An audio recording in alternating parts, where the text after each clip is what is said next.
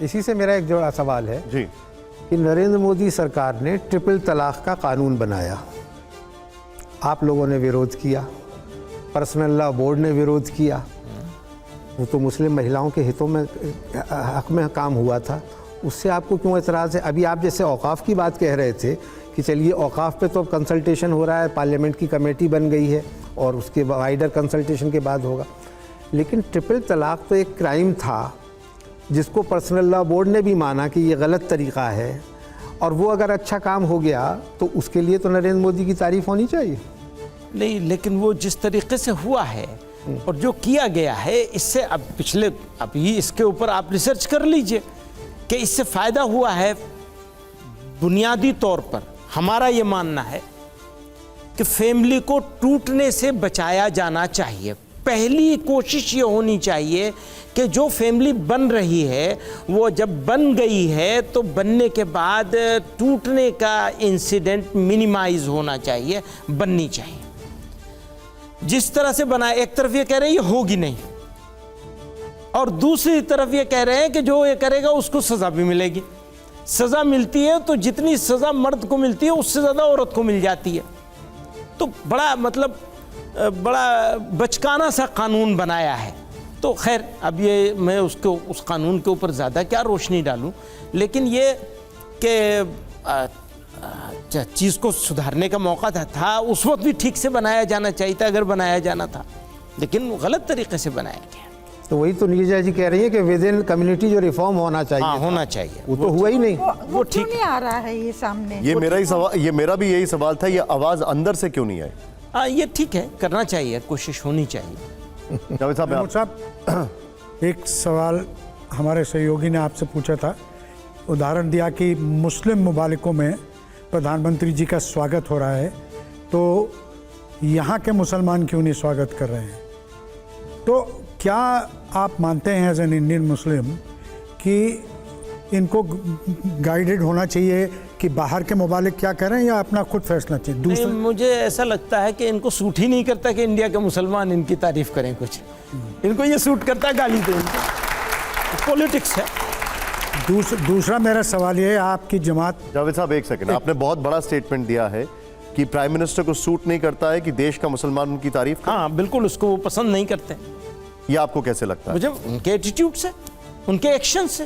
Prime minister तो पूरे देश का प्राइम मिनिस्टर होता है। वही तो मैं कह रहा हूँ, वही तो समझाने की आपको कोशिश। प्रधानमंत्री आवास योजना, सिर्फ प्रधानमंत्री सड़क योजना, प्रधानमंत्री उज्ज्वला योजना, ये सिर्फ हिंदुओं के लिए नहीं है। वो सब बयान चल, इसमें तो सभी को ही आता है। वो ठीक है, नहीं ये तो सबके घर में आ रहा है। मेरा दूसरा सवाल ये था, आपकी संगठन आसाम में बड़ा एक्टिव है, वहाँ के जो फिलहाल मुख्यमंत्री हैं उनके जो बयानात, अभी उन्होंने कहा कि हाँ मैं साइड लूँगा, हिंदू और मुसलमान में हम साइड लूँगा, मियाँ मुसलमानों को मैं के बारे में उन्होंने विवादास्पद बयान दिया। आपका क्या नज़रिया है? मैंने इस बात पर ये बात कही है और यहाँ दोहरा दूँ इसको कि उनके बयानात, उनके एक्शंस, उनका एटीट्यूड मैं इस मुल्क के संविधान आइन से गद्दारी समझता हूँ पूरी तरह से। जिस तरह से वो बात कर रहे हैं, जिस तरह से वो एक्शंस ले रहे हैं, इससे ज़्यादा और क्या कहूँ।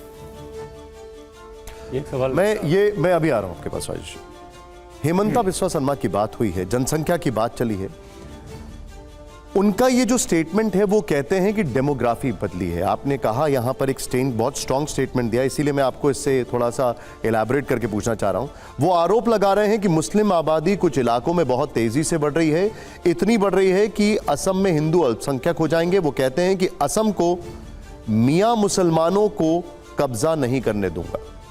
आपका वही कह रहे हैं ना, उसी को कह रहा हूँ मैं, उसी को कह रहा हूँ।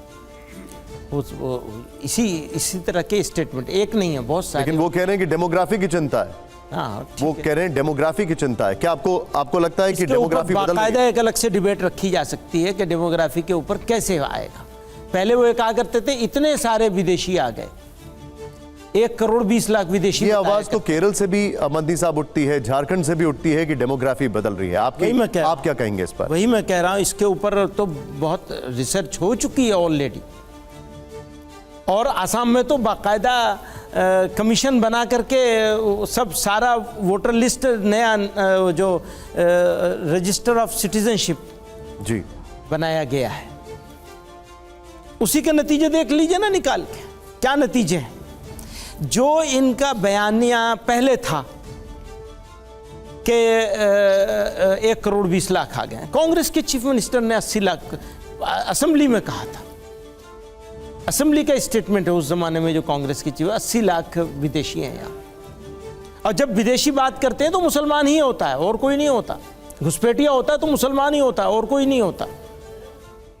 तो वो बाकायदा कमीशन बनाया, सुप्रीम कोर्ट के सुपरविजन में, सुप्रीम कोर्ट के ऑर्डर से वो सब हुआ। उसका क्या रिजल्ट निकला है, उसको निकालेंगे तो पता चल जाएगा कि डेमोग्राफी क्या है, कितने विदेशी हैं, कितने घुसपैठिए हैं, कितने ओरिजिनल हैं, क्या है, सारी चीज़ पता चल जाएगी। वो तो वो किसी मेरा स्टेटमेंट नहीं है, वो तो बाकायदा काम हुआ है सालों तक, एक एक आदमी का काम हुआ है। जितने रह गए हैं वो भी क्लियर कर दीजिए, आपके पास तो रिपोर्ट होगी, वो उसको क्लियर करना चाहिए। राजेश जी, लोगों को, देश वालों को कंफ्यूजन में क्यों रखते हैं? ये कंफ्यूजन में रखा जा रहा है ना, वरना तो इसके ऊपर तो सिटीजनशिप का रजिस्टर वहां तक बन चुका है, कंप्लीट हो चुका है। जितने लोग रह गए, निकल गए उसमें से कि भाई इनको अभी नहीं दिया जाए, डाउटफुल है, वो भी क्लियर बताइए ना कि उसमें कितने मुसलमान हैं, कितने हिंदू हैं और कितने क्लियर हो गए हैं, पता चल जाएगा।